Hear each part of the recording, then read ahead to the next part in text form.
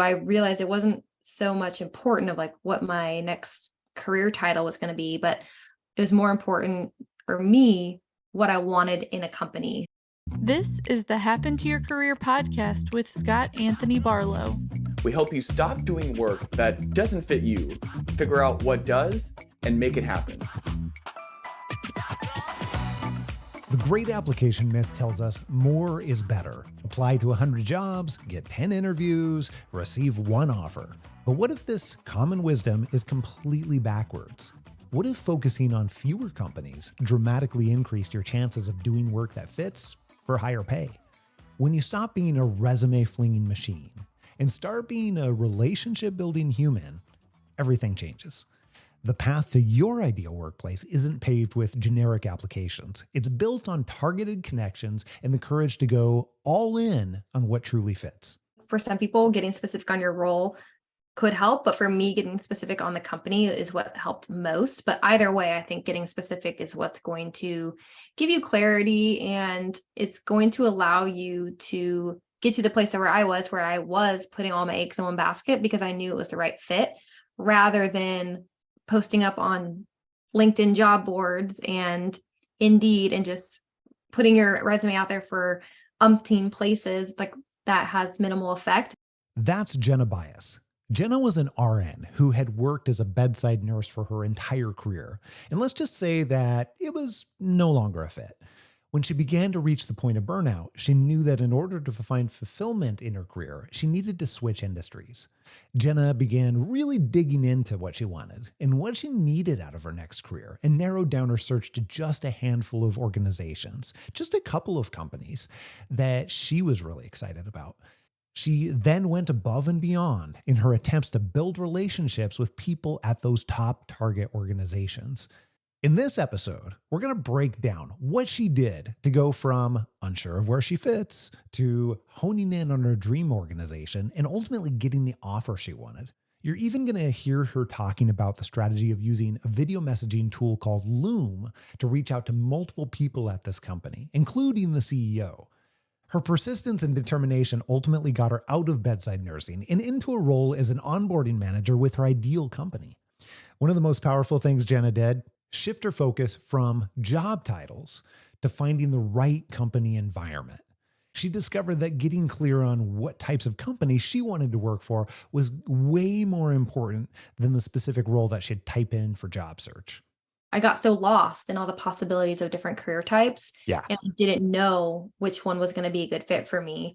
And it wasn't until we kind of took the title, I guess, the career title off the table, that I finally started to get some clarity. So I realized it wasn't so much important of like what my next career title was going to be, but it was more important for me what I wanted in a company. So I got really specific about that. I knew I wanted to work still within the health space. I always loved like more of the functional medicine side compared to the conventional medicine world that I was working in the hospital. I wanted a company that was having a big impact on people, that was like making a difference for the better. That was a big thing for me. Was, yes, I was working in a hospital setting and quote unquote helping people, but it was a bit of a broken system. And there's much of like a revolving door kind of analogy with the hospital. So moving forward, I really wanted a company that, had a truly positive impact on people. I got really specific on the type of culture I wanted to be in. Some ideals, but not deal breakers, was types of schedule. I was kind of intrigued by this whole work from home wave with COVID, and I liked the flexibility of it. And I really wanted, a big thing for me was autonomy in my role. As a nurse, you're kind of binded by the red tape of a hospital and it dictates your day. I really wanted a role where I could kind of like lead myself and have responsibilities that I took care of on my own.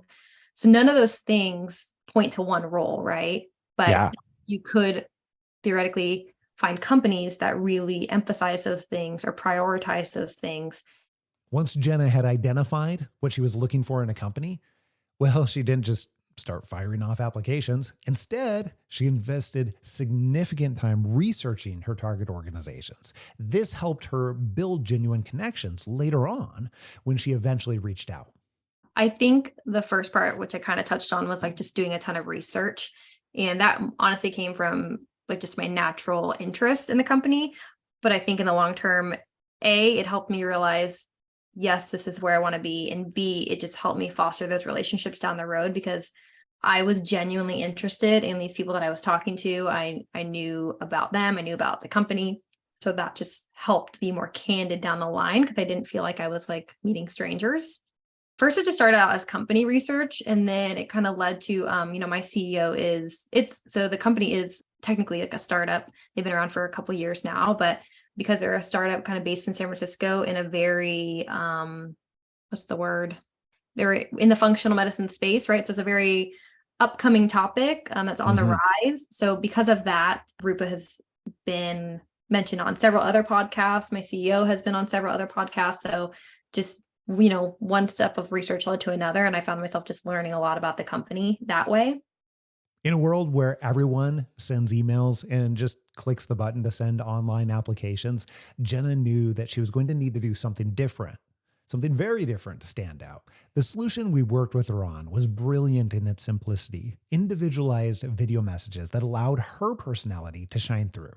I think too, the fear that goes along with it is like, oh, the potential of them not responding, which I realize now it really doesn't matter. They get so much influx of information. It's like, Yeah. who cares if they don't respond? But for me, my CEO did end up acknowledging my video and just sent me like a very like simple email back, like telling me good luck on the interview process. And from there, I ended up applying to Rupa, I think 4 different times through a few different roles.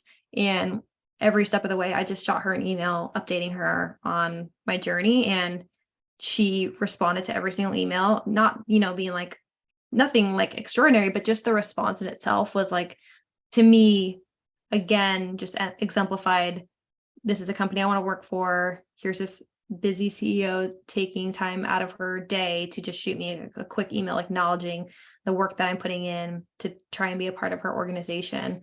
And then as far as applying to multiple roles, it just came down to I knew this is the company I wanted to work for. So again, rather than spreading myself thin across different companies, I was like, no, I'm just going to focus here. And even though I actually got denied initially for my current role, obviously in the end, it ended up paying off when I applied the second time. And I think a large part of that was because I had already touched base with the hiring manager. We did already kind of have that rapport. If it's not already obvious, rejection is a very normal part of any job search. Actually, when I get rejections or when our clients get rejections, I tend to look at it as, okay, that means I'm one step closer to getting where I want to go. But the important part here is what you do after you're rejected. And this can set you apart. Jenna shares how her persistence and continued relationship building eventually led to success, even when she first got turned down for the role. Yeah. And I think this is valuable for people who are quote unquote like switching industries, which I was. A big like limiting belief for me was, why, and especially in this situation, I was like, why would they want to hire a nurse? Like my job is so different. And on paper, I'm missing some key things that they're looking for. And I think to an extent that is true. Like there is certain things that they are hiring for in their new candidate. And I think the first time around, they found that candidate who had all of those things that I, no matter how long of a nurse I was never going to have because they were totally out of my realm. But in the second time around, I think they're a little bit more lenient on what things they're willing to give up in hiring a candidate because I'm exemplifying so much else in staying consistent with applying, building these relationships, staying committed to the company. I think those things like speak volume. And so I think they knew that I was a good enough fit, even without maybe some of those key bullet points on the application because of the actions I was doing. Kind of an interesting note here. When I asked Jenna what advice she'd give to others who are looking to make a similar change, she emphasized 2 critical factors that made all the difference in her own journey. Yeah, I think a few things, like I kind of touched on this before, but getting specific.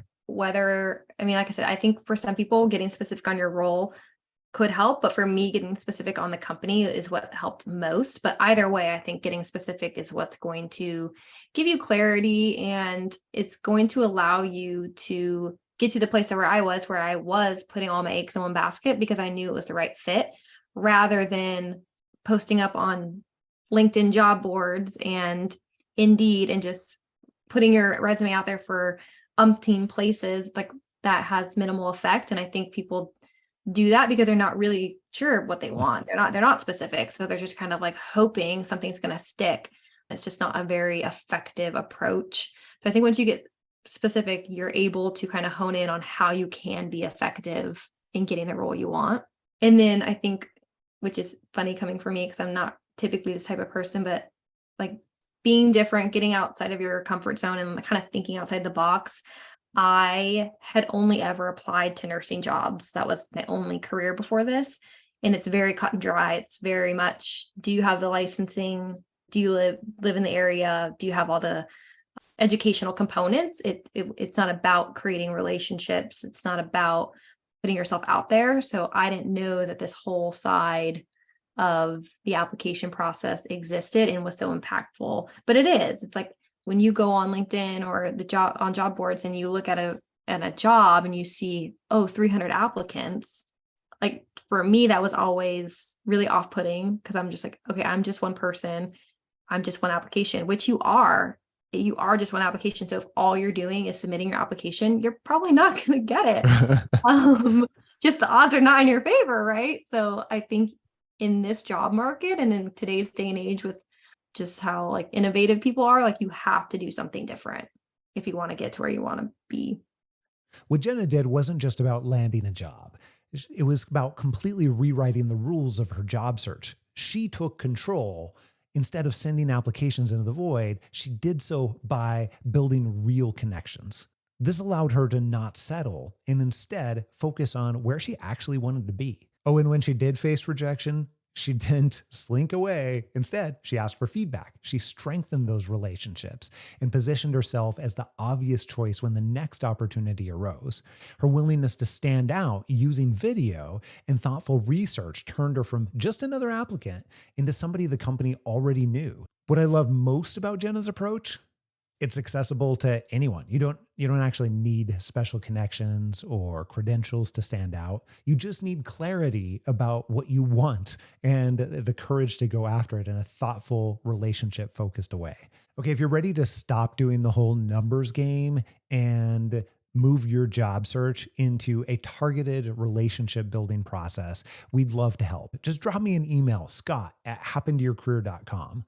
Put conversation in the subject line, and I'll connect you with the right person on our team who can help with your unique situation. That's Scott@happentoyourcareer.com. Remember, the path to work that fits isn't about how many applications you submit. It's about finding the right fit and then showing up as your authentic self to build connections that matter. Hey, I want to point out that if you're absolutely loving some of these tips and strategies, then hit the subscribe or follow button. And then that way, every time we release an episode, you can get notified. All right, here's what's coming up on the next episode of Happen to Your Career. I was quite disillusioned very quickly and felt like I had made the biggest mistake of my life by becoming a nurse. Even though this is something I had worked for, it took me years to do the prerequisite courses and get prepared